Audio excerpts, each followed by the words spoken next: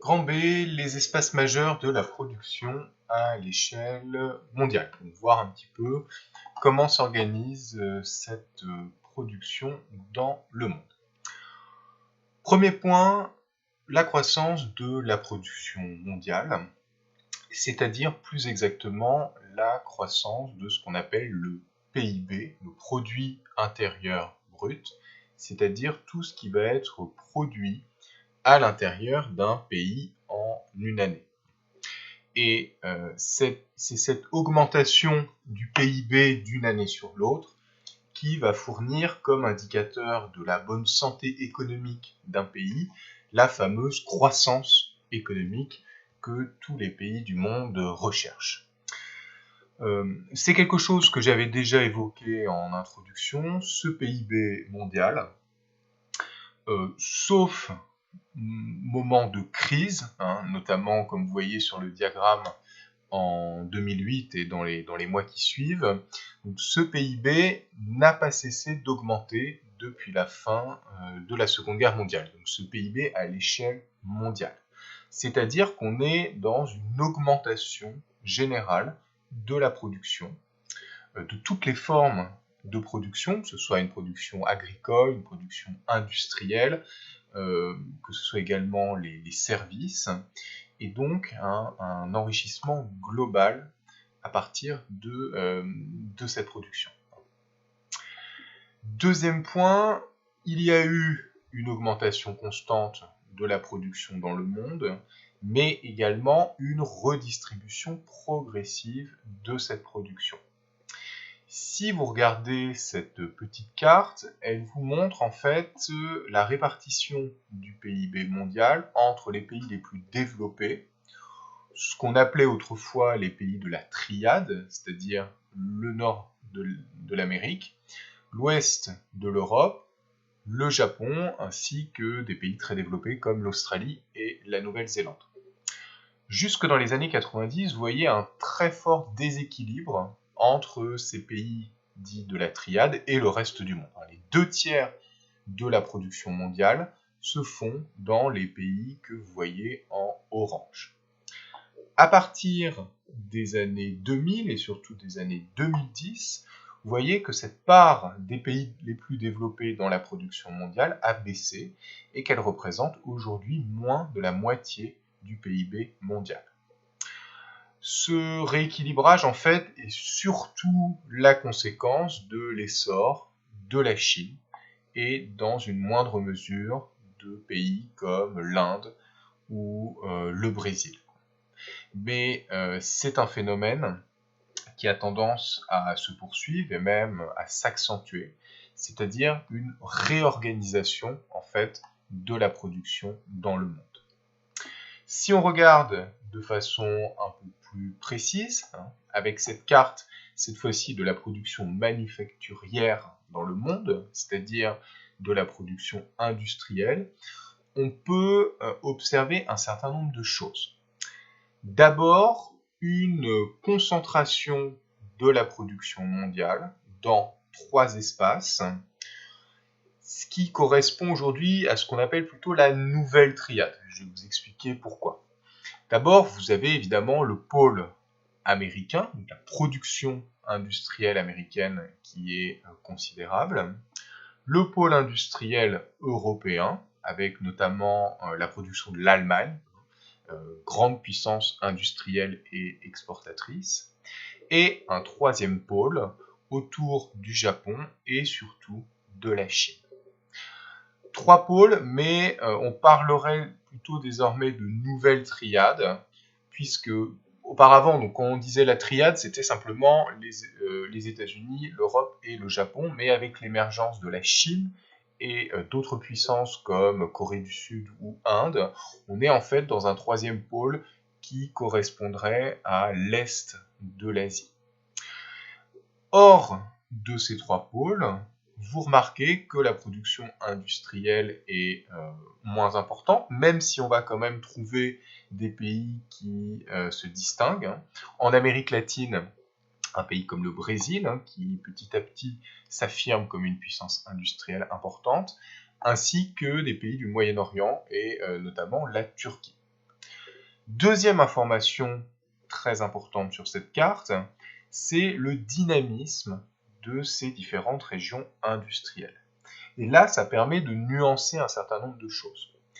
Si on regarde l'évolution de la production entre 2005 et 2015, on voit une croissance absolument considérable dans des pays d'Asie et notamment en Chine. Donc clairement, c'est l'Asie qui est en train de devenir, qui même est devenue en fait, le grand espace de production industrielle dans le monde et qui va petit à petit probablement renforcer son avance par rapport aux autres régions du monde. Les États-Unis, vous voyez que cette production est assez limitée, donc c'est une puissance industrielle qui reste colossale, mais qui manque clairement de dynamisme. Quant à l'Europe, c'est encore plus clair. On peut voir que des pays comme l'Allemagne gardent un dynamisme relatif. On peut voir que certains pays d'Europe de l'Est, comme la Pologne, partent d'assez loin et donc ont une augmentation de la production importante. Mais il faut surtout constater une baisse de la production industrielle dans des pays comme l'Italie, l'Espagne, le Royaume-Uni, qui soit ont été touchés de façon très brutale par la crise de 2008, soit comme le Royaume-Uni ont réorienté en fait leur économie vers notamment les finances. Donc je résume, 3 espaces de production principaux dans le monde qui correspondent à ce qu'on appelle aujourd'hui la nouvelle triade, Amérique du Nord, Europe et Asie de l'Est, mais un dynamisme qui est clairement en Asie aujourd'hui, et notamment en Chine. Autre élément essentiel dans cette organisation mondiale des espaces productifs, la question de l'innovation. Les grandes puissances actuellement, les grandes puissances économiques sont des puissances qui sont capables d'investir dans l'innovation pour pouvoir rester compétitives. C'est ce qu'on appelle notamment la recherche et développement, R&D, activité destinée à améliorer la qualité, la capacité de production d'une entreprise. C'est un facteur majeur d'innovation et donc de compétitivité. Si vous regardez cette carte, vous voyez d'abord que nos 3 régions principales de la nouvelle triade peuvent d'abord s'appuyer sur un certain nombre d'universités qui vont fournir des travailleurs qualifiés, des personnes très diplômées.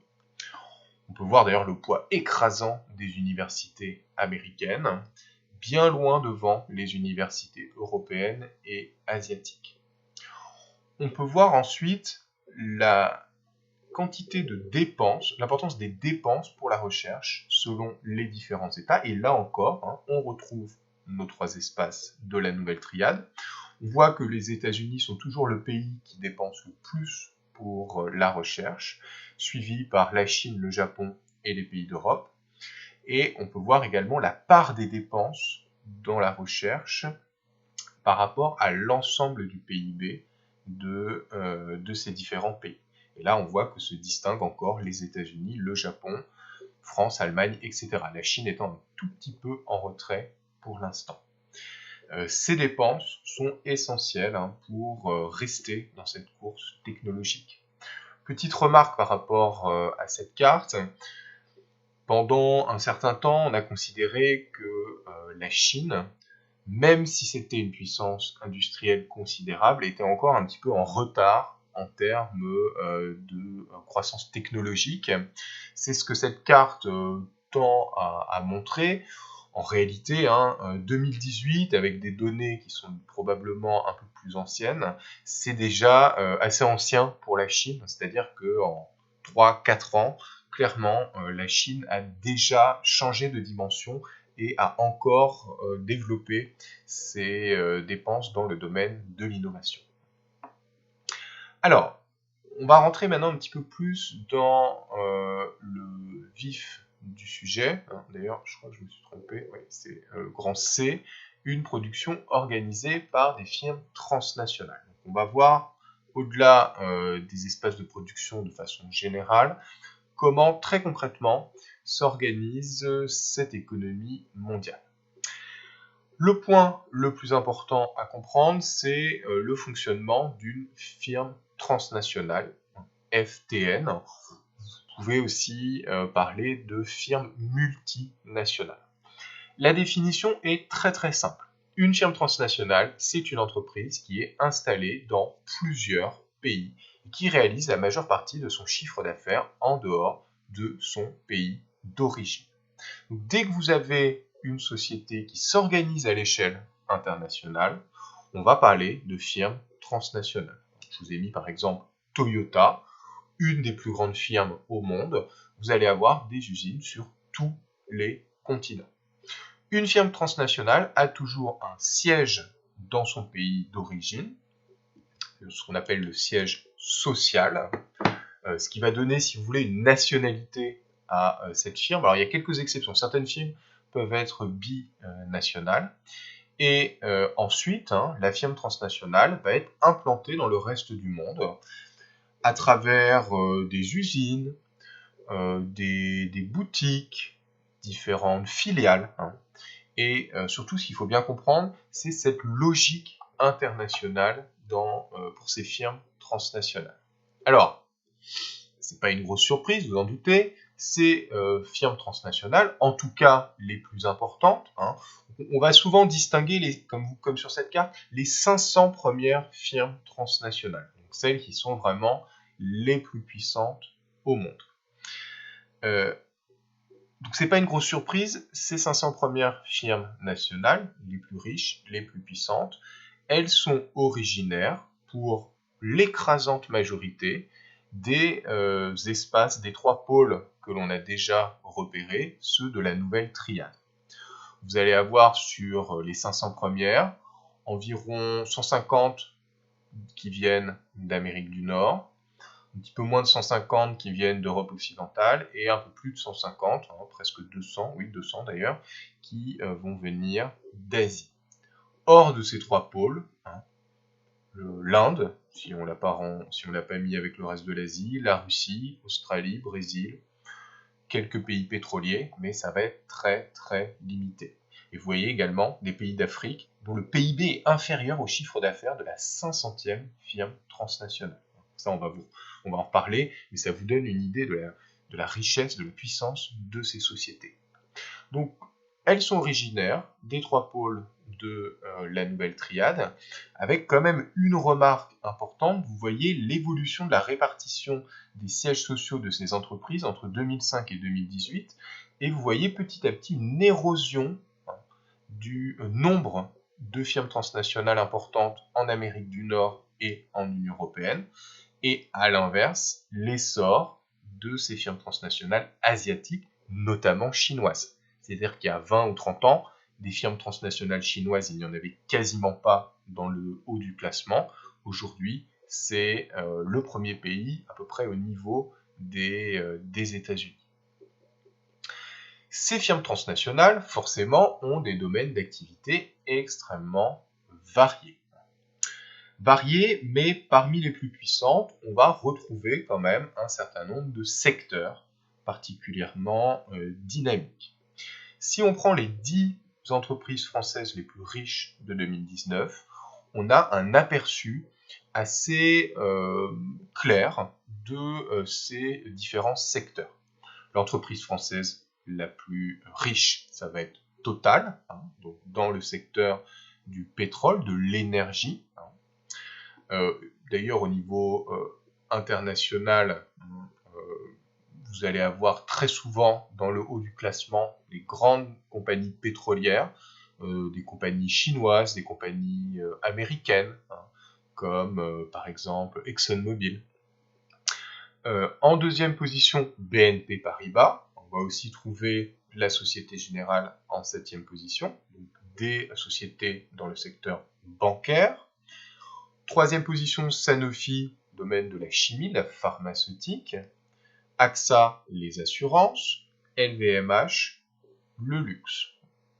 Donc, ça va tourner assez souvent autour de ces principaux secteurs. Énergie, alors il faudrait aussi rajouter l'automobile. Là, pour la France, c'est pas forcément le cas. Le secteur bancaire ainsi que les assurances, les services si vous voulez, le luxe, et en revanche, ce que vous remarquez, c'est que pour la France, vous allez avoir Orange dans les télécommunications, mais pas de société dans le secteur informatique. Alors que si vous regardez au niveau international, en réalité, les sociétés qui ont eu la plus forte progression ces dernières années, ce sont des sociétés en lien avec les nouvelles technologies, et notamment les fameux GAFA. Vous regardez ce classement de 2019, c'est-à-dire des sociétés qui ont le plus gagné ces dernières années. En premier, Amazon, puis Apple, Google, Microsoft, Visa et ensuite Facebook, ainsi que les sociétés chinoises comme Alibaba qui essaient de concurrencer justement les GAFA. C'est l'importance de ce qu'on va appeler l'économie numérique, secteur d'activité qui produit des biens et des services assimilés aux technologies de l'information et de la communication. Ces entreprises représentent 2/3 des échanges mondiaux. Donc ces firmes transnationales vont organiser une grande partie du commerce mondial et représenter 20% du PIB. Elles représentent également la principale source d'investissement dans le monde. Les investissements, ce qu'on va appeler plus précisément des IDE, des investissements directs à l'étranger. Les investissements, c'est très simple en fait. Quand vous êtes une firme transnationale, si vous construisez une usine dans un autre pays, vous investissez dans ce pays. Si vous installez une filiale, vous investissez dans ce pays. Si vous rachetez des actions d'une autre entreprise, vous investissez. Et donc, ça va participer d'échanges financiers extrêmement importants. Également, bien comprendre que ces sociétés, en tout cas les plus puissantes d'entre elles, peuvent représenter une part énorme du PIB de leur pays et peuvent en fait avoir une richesse qui est comparable à celle de pays importants. Je vous ai mis ces quelques exemples que je trouve assez hallucinants. Si on prend une société comme ExxonMobil, donc qui est très souvent dans le top 3 des plus grandes sociétés au monde, ça représente 3% du PIB américain, ce qui est absolument énorme, l'équivalent du PIB de la Norvège. Shell, que vous connaissez, c'est presque 20% du PIB britannique et l'équivalent du PIB de l'Argentine. Autre dernier exemple, Total en France, 9% du PIB français, l'équivalent du PIB des Philippines. Donc ces sociétés vont être surpuissantes et bien comprendre aussi qu'elles ont un poids politique qui est absolument considérable. Elles peuvent faire pression sur des pays, pression sur leur pays d'origine, et à partir du moment où elles organisent leurs activités à une échelle internationale, leur fidélité à leur pays d'origine peut être parfois remise en question. Ces firmes transnationales, comme on dit, vont organiser la DIT, Division internationale du travail, la spécialisation des pays dans le type d'activité, comme la fourniture de matières premières, la production de biens et de services, qui présentent le plus d'avantages pour les grandes entreprises. Là, on touche vraiment au fondement même de la mondialisation. Ces firmes transnationales, grâce aux moyens de transport, grâce aux moyens de communication, grâce à une législation qui facilite tout ça, vont pouvoir organiser vraiment leurs activités à une échelle mondiale. Ce qu'on avait vu dès l'introduction, c'est le principe même de la mondialisation. On est dans un monde qui a permis cette organisation internationale. Et c'est ce qu'on va appeler la division internationale du travail. Vous divisez votre activité entre un certain nombre de pays qui vont présenter des avantages. Alors, je vous ai mis un exemple archi connu, mais archi simple, celui d'Apple. Bon, Apple, comme on l'a vu, c'est une société de la Silicon Valley. Le siège est à Cupertino, dans la Silicon Valley. C'est à Cupertino, dans la Silicon Valley, que l'on va trouver la conception. Oula, j'ai fait une faute de frappe.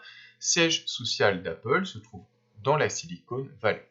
La conception, c'est-à-dire que c'est aux États-Unis que vont être concentrés les cadres surdiplômés qui travaillent dans la Silicon Valley à la création même des objets d'Apple. Leur conception, c'est-à-dire imaginer leur fonctionnement, puis réaliser leur design, faire ensuite la publicité, développer toutes les stratégies marketing, vraiment gérer en fait la société et ses stratégies.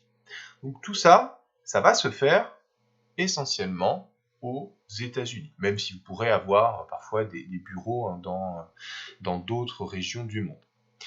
Là, vous allez avoir aux États-Unis des bureaux, comme on a vu, qui sont très luxueux, des cadres qui sont extrêmement bien payés, et en quelque sorte une élite intellectuelle qui va se retrouver dans la Silicon Valley. Bon. En revanche, la fabrication et l'assemblage de ces téléphones Apple ne vont pas se faire aux États-Unis, ou de façon très très marginale. Comme vous le voyez, un certain nombre d'endroits, alors aux États-Unis du coup, en Allemagne, mais surtout en Asie du Sud-Est, un certain nombre d'entreprises sous-traitantes vont produire les différentes composantes de téléphones iPhone. Et ensuite, tout cela va être assemblé dans les usines de la société taïwanaise Foxconn, qui sont installées en Chine. Donc Apple sous-traite entièrement cette étape de l'assemblage. Donc c'est, deuxième étape, la fabrication, une production de pièces détachées par de nombreux sous-traitants en Asie, en Europe, également aux États-Unis, puis un assemblage en Chine. Là, on est vraiment dans la division internationale du travail. C'est-à-dire que Apple a profité des facilités qui lui sont offertes en termes de réglementation, en termes de transport, de communication, pour décider de faire assembler ces produits dans une usine où les travailleurs chinois seront moins payés qu'aux États-Unis, travailleront également beaucoup plus, avec en plus l'avantage de la sous-traitance. C'est-à-dire que si Foxconn traite mal ses employés, Apple n'est pas responsable. Apple passe commande, si vous voulez, à Foxconn pour que Foxconn assemble les téléphones. C'est leur problème si ensuite les travailleurs se plaignent de mauvaises conditions de travail. Dernière étape, la commercialisation, qui cette fois-ci va se faire dans les pays développés, en Amérique du Nord, en Europe et en Asie, parfois dans un certain nombre de pays émergents. Donc, ce que vous voyez sur cette carte, les ventes de l'iPhone se font dans les pays en vert. Donc, troisième élément de cette division internationale du travail, la commercialisation va se faire dans les pays qui représentent un marché pour Apple, c'est-à-dire où vous avez des populations qui sont capables d'acheter ces produits. Alors évidemment, dans le reste du monde, vous pouvez toujours acheter un iPhone, mais ce sera sur commande parce que Apple considère que les pays d'Afrique, les pays du Moyen-Orient ne représentent pas des marchés assez importants pour installer les fameux Apple Stores qui vont être des lieux de vente importants pour Apple. C'est tout simplement ça, la division internationale du travail. Une conception, très souvent dans le pays d'origine, une fabrication qui là va pouvoir utiliser qui va installer en fait des usines de production là où c'est avantageux, et une commercialisation là où vous allez trouver un marché. Et encore, hein, cette carte ne montre pas l'approvisionnement en matières premières. Par exemple, dans le centre de l'Afrique, ces matières premières qui vont être utilisées pour concevoir les différents éléments de cet iPhone. Bien comprendre que ces délocalisations, donc les transferts d'une unité de production à l'étranger afin notamment de diminuer les coûts, obéissent à des stratégies d'implantation extrêmement complexes. Si vous regardez ces quelques exemples, on vous montre comment certaines sociétés ont délocalisé leurs usines dans d'autres pays. Exemple d'Adidas, qui pouvait, donc une société allemande de vêtements et de chaussures de sport. Adidas pouvait faire à l'origine produire en Europe. Quand l'Europe est devenue trop chère, ils ont délocalisé en Chine. Donc les textiles pendant toute une période ont été réalisés en majorité en Chine. Mais la Chine elle-même a des travailleurs qui coûtent de plus en plus cher. Et Adidas va délocaliser au Vietnam. Regardez, c'est la même chose avec Etam, la marque de lingerie. D'abord production en Europe, puis production en Chine, et maintenant que la Chine est trop chère, production au Bangladesh, c'est-à-dire en Asie du Sud. C'est pour ça que si vous regardez les étiquettes de vos vêtements, vous allez trouver très souvent Vietnam, Thaïlande, Bangladesh, c'est-à-dire Indonésie également, des pays d'Asie du Sud. Et tout simplement, ces marques textiles recherchent des travailleurs assez peu qualifiés, qui coûtent le moins cher possible, et vont d'ailleurs commencer actuellement à installer des usines en Afrique, en Éthiopie par exemple. Cela dit, pour d'autres domaines, comme par exemple les nouvelles technologies, ça va pas forcément, on va pas chercher toujours les travailleurs les moins chers, et vous voyez que Apple a maintenu en fait une fabrication en Chine. Il y a peut-être ailleurs des ouvriers moins chers, mais en Chine, il y a maintenant une certaine qualification, un certain savoir-faire dans ces nouvelles technologies, et c'est intéressant pour une société comme Apple. Dans d'autres domaines, par exemple les automobiles, même chose, on ne va pas forcément chercher les ouvriers les moins chers. Il faut quand même qu'il y ait un certain niveau de qualification, et puis les automobiles, c'est un peu plus cher en termes de transport, donc on va souvent produire à proximité des lieux de commercialisation. Regardez Renault, d'abord produit en France, puis installation d'usine en Roumanie, et maintenant au Maroc. Le Maroc, ça fait des ouvriers moins chers que la France, mais ça reste à proximité de l'Europe pour pouvoir ensuite vendre ces voitures Renault. Donc bien comprendre que ces logiques d'installation des usines sont parfois très complexes. Il faut sortir en quelque sorte du cliché de la recherche systématique des travailleurs les moins chers. Ces firmes transnationales, leur objectif, c'est toujours de gagner le plus d'argent. Et parfois, pour gagner le plus d'argent, il faut des stratégies très complexes, très évolutives. Il faut s'adapter en fait perpétuellement. Un exemple de ça, les usines Toyota dans le nord de la France. Ça, c'est intéressant. Toyota, c'est une société japonaise qui va avoir, comme on l'a vu, des usines un petit peu partout dans le monde. Ils ont décidé de produire un certain nombre de voitures, notamment des Toyota Yaris, je crois, dans le nord de la France. Évidemment, les travailleurs français sont loin d'être les moins chers dans le monde. Mais en faisant ça, d'abord, Toyota produit des voitures qu'elle va pouvoir vendre en France et en Europe. Donc en termes de transport, ça sera quand même intéressant plutôt que de transporter des voitures depuis l'Asie. Et puis, en faisant ça, Toyota a pu développer une campagne de pub. Alors en ce moment, on les voit un petit peu moins ces pubs, mais l'année dernière ou il y a 2 ans, ça se trouvait encore dans la rue. Des pubs en France qui insistent sur le fait que en achetant Toyota, vous achetez des voitures produites en France. Même si la société est japonaise, ce sont des travailleurs français qui ont fabriqué ces voitures.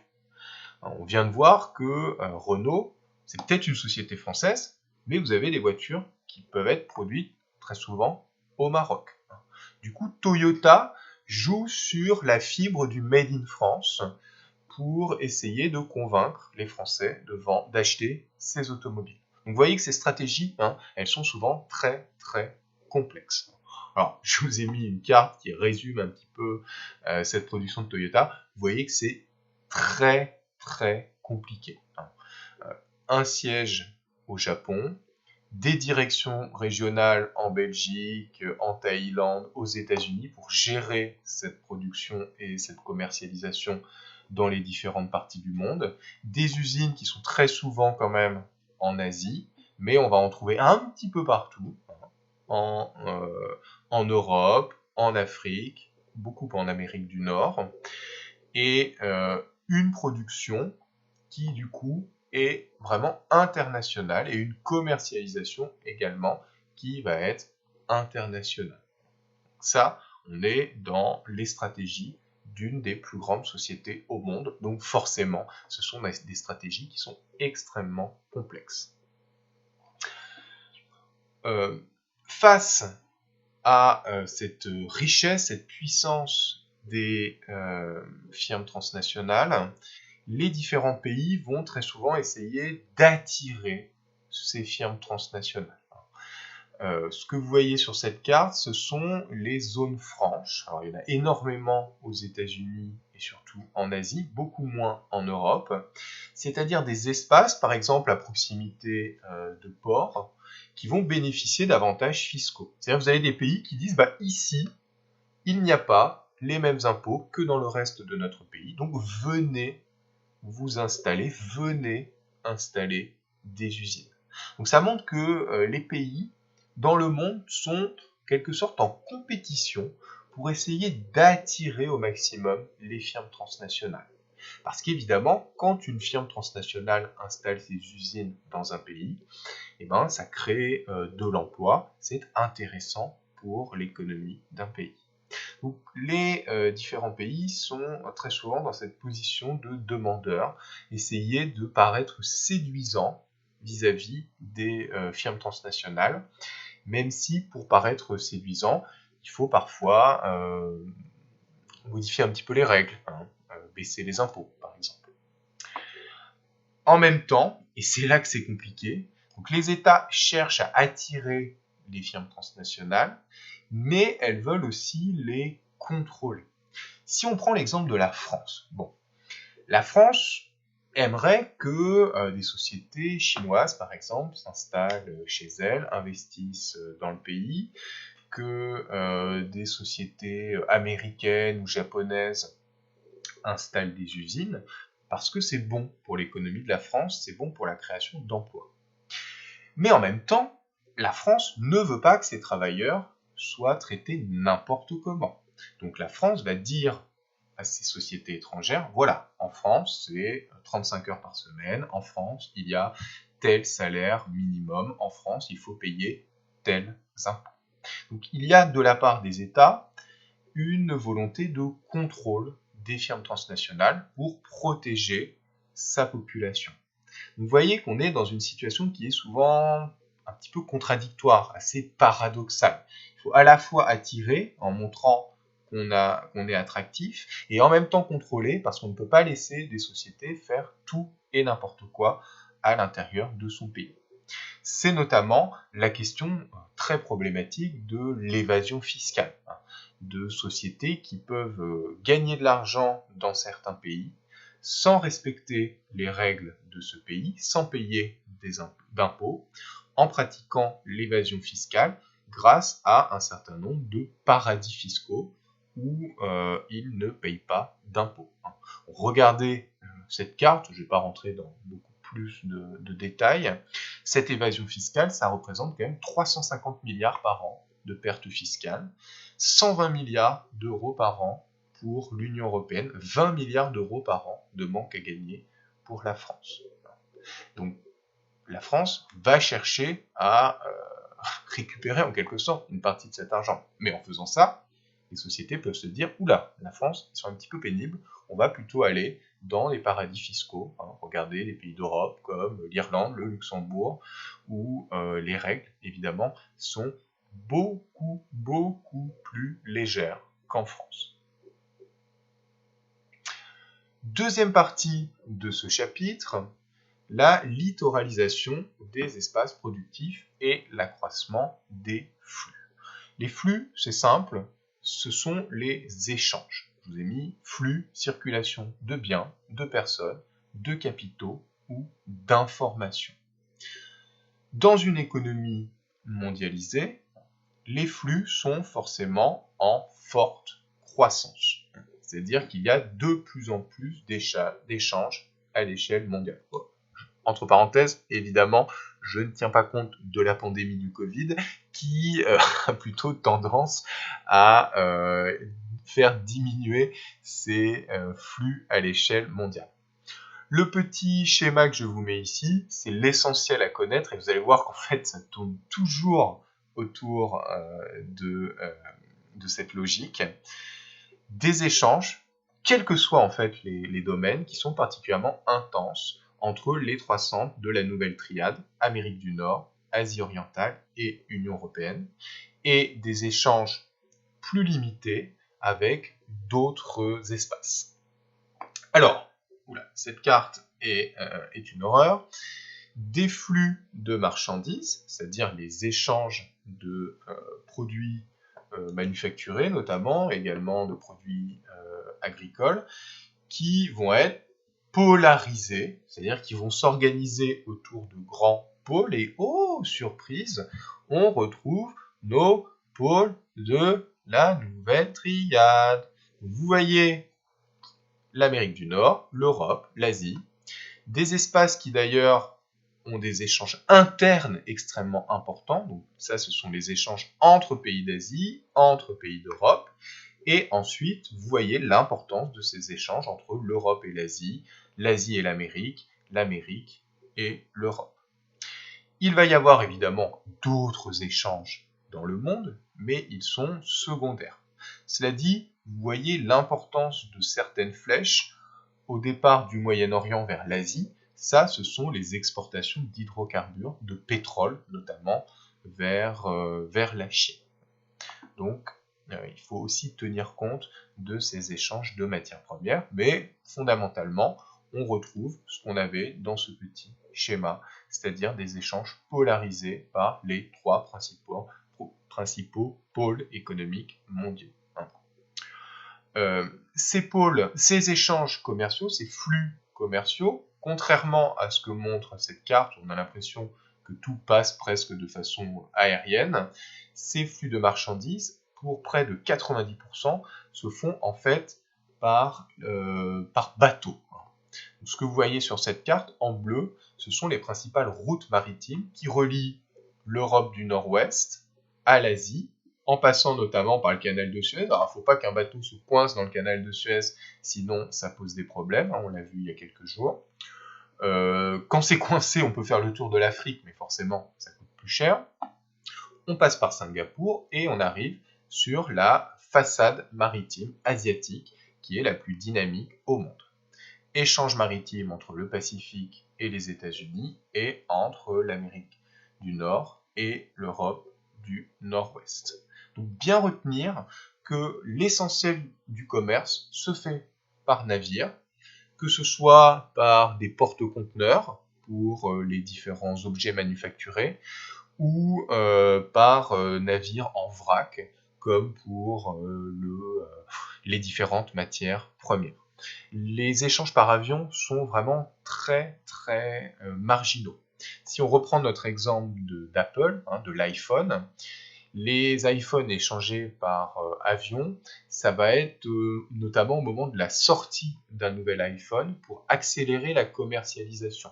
Mais sinon, pour l'essentiel, ça se fera par voie maritime. Autre exemple de flux, donc on a vu les flux de marchandises, maintenant les flux financiers. Là encore, ces flux financiers vont s'organiser entre les pôles de la nouvelle triade. Les grandes bourses mondiales où se font les échanges financiers, où on va trouver les principales capitalisations boursières, c'est-à-dire les valeurs cotées sur une place boursière. Ces principales bourses, comme vous voyez sur la carte, on va les trouver en Asie de l'Est, notamment Tokyo et de plus en plus Shanghai, également Hong Kong. On va les trouver en Europe, avec comme première bourse Londres, ensuite Paris, Francfort, et surtout aux États-Unis, avec les deux gigantesques bourses de New York, le NYSE, New York Stock Exchange, donc la principale bourse de Wall Street, et le Nasdaq, c'est-à-dire la bourse pour les nouvelles technologies, également à New York.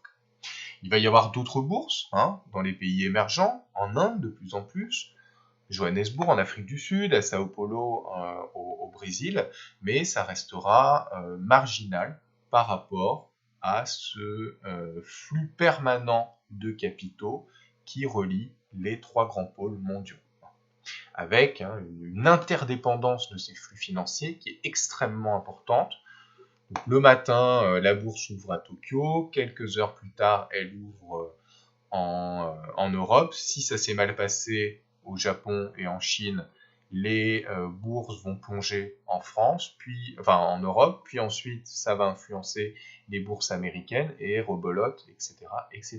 Et quand il y a une crise financière à Wall Street, par exemple, tout s'effondre dans les autres bourses mondiales.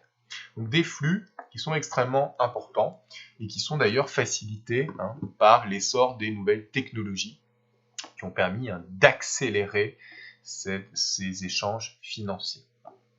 Même chose, mais là je ne vais pas rentrer dans trop de détails, les flux d'investissement qui vont être extrêmement importants. Et vous voyez encore nos trois pôles dominants, Asie, Europe et Amérique. C'est-à-dire que ces différents pôles vont attirer l'essentiel des investissements et vont également être les principaux investisseurs. Et vous voyez que le reste du monde peut être concerné, mais souvent de façon limitée. Et si vous prenez par exemple l'Afrique, il y aura des investissements, mais si vous regardez les pays concernés, par exemple le Nigeria ou l'Angola, ce sont en fait des pays pétroliers. C'est-à-dire que les investissements, ça va être des sociétés occidentales, par exemple, qui viennent exploiter les matières premières. Donc ça sera des investissements assez intéressés, si vous voulez. Flux d'informations, également. Là, c'est très lié évidemment aux questions financières, c'est-à-dire que ces échanges financiers vont passer par les échanges d'informations de façon globale. Là encore, vous voyez un nombre de serveurs absolument considérable aux États-Unis, en Europe et en Asie, et des câbles optiques sous-marins qui vont relier en priorité Asie, États-Unis, Europe. Bien comprendre que ces flux d'informations passent par des choses très matérielles, c'est-à-dire que ce sont vraiment ces câbles qu'il faut installer sous les océans, c'est d'ailleurs très coûteux et très difficile. Ce sont ces câbles optiques, ces fibres optiques en réalité, qui vont représenter 90% des flux numériques mondiaux. C'est-à-dire qu'à part pour le GPS notamment, on utilise assez peu les satellites autour de la Terre pour ces flux d'informations. Ça passe d'abord par ces câbles, et pour l'anecdote, ces câbles ils se font parfois croquer par les requins, et les requins ils coûtent très très cher à l'économie mondiale. Bon, c'est pas si courant. Grand B, une métropole au cœur des flux internationaux, Singapour, et là il s'agit des 2 pages de documents que je vous ai distribués, et vous répondez aux questions et vous aurez un corrigé. Voilà, hop. Dernière sous-partie, la littoralisation des espaces productifs. Comme on l'a déjà dit, les flux commerciaux sont essentiellement des flux maritimes. Et ces flux maritimes ont donc connu une croissance considérable, notamment depuis les années 80. Le commerce a augmenté de façon globale, donc forcément le commerce maritime a également beaucoup augmenté, notamment le trafic par conteneur, c'est-à-dire, comme on va le voir, ces navires qui convoient de grandes boîtes métalliques où on peut mettre à peu près tout ce qu'on veut. Voilà, ça c'est un exemple de porte-conteneur, c'est le Saint-Exupéry, le plus grand porte-conteneur français, 400 mètres de long, hein, ce qui est quand même pas mal, qui peut transporter 20 000 conteneurs.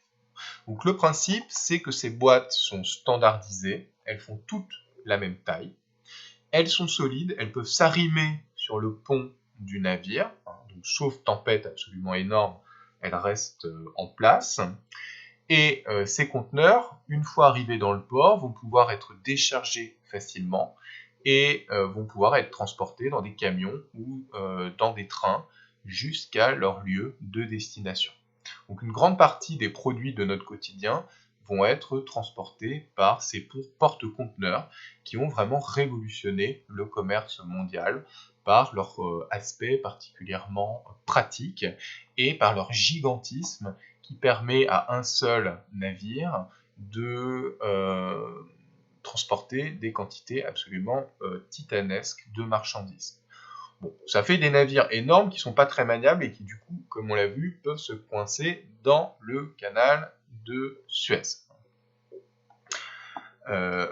Ça donne aussi des ports, les grands ports mondiaux, comme ici celui de Shanghai, qui se sont adaptés au gigantisme de ces navires. Pour accueillir des navires de 400 mètres de long, vous allez réaliser des quais de plusieurs kilomètres, comme ici au large de Shanghai. Il s'agit en fait de quelques petites îles au large de Shanghai que les Chinois ont entièrement artificialisées en construisant en fait un polder, c'est-à-dire des terrains artificiels de plusieurs kilomètres pour avoir des quais bien rectilignes où vont pouvoir accoster des navires gigantesques et où il va y avoir la place d'entreposer des conteneurs qui sont ensuite conduits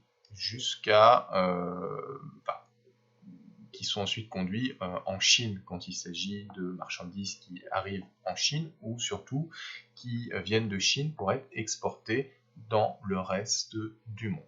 Course au gigantisme, puisque les ports vont faire de plus en plus d'installations pour attirer les plus grands navires, et du coup les navires deviennent de plus en plus grands, parce qu'ils voient qu'ils ont la possibilité d'aller dans des ports de plus en plus gigantesques, etc., etc.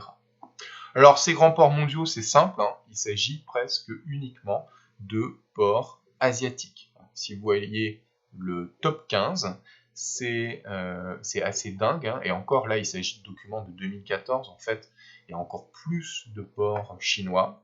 Cette façade maritime chinoise, ces grands ports chinois, dominent le commerce mondial. Il faut rajouter aussi, comme vous l'avez vu, le port de Singapour. Au Moyen-Orient, importance de Dubaï comme étape, si vous voulez, du commerce mondial. Et en Europe, les ports de la façade nord-européenne, comme Rotterdam, Anvers et Hambourg. Les Français, hein, on est en grande partie largués dans cette course aux grands ports. Et vous voyez que les ports américains sont aussi devenus assez secondaires par rapport à l'Asie. Ça crée donc, comme je disais, de grandes façades maritimes, ensemble de ports desservant un même arrière-pays. De loin, la plus grande façade maritime, celle qui va du Japon jusqu'à Singapour, en passant notamment par Shanghai, Ningbo et Guangzhou, hein, à côté de Hong Kong. En deuxième position, la façade maritime nord-européenne autour de Rotterdam, et ensuite les façades maritimes américaines. À partir du moment où les échanges se font essentiellement par voie maritime, on assiste à ce qu'on appelle une littoralisation de l'économie mondiale, c'est-à-dire que l'économie, les activités vont se concentrer essentiellement sur les littoraux. C'est quelque chose qui s'observe assez facilement, hein. La population mondiale est en grande partie concentrée à proximité des littoraux. Et comme vous voyez sur cette carte, les plus grandes métropoles mondiales, on a déjà un petit peu parlé évidemment, sont très souvent à proximité directe de ces littoraux. Donc c'est une tendance importante de l'organisation des populations et des activités. En fait, on est dans un monde qui se caractérise à la fois par une très forte métropolisation, donc concentration des activités dans les métropoles, et en parallèle, une très forte littoralisation, concentration des activités sur les littoraux. L'exemple le plus simple, c'est celui de la Chine, où les régions, la plupart du temps, les plus riches, les plus développées, les plus urbanisées, vont être les régions côtières, qui sont directement ouvertes à l'économie mondiale. Et alors, c'est en train de changer petit à petit, soit dit en passant, mais vers l'intérieur des terres, vous aurez des régions qui, parfois, sont moins développées, moins urbanisées. Voilà, c'est terminé.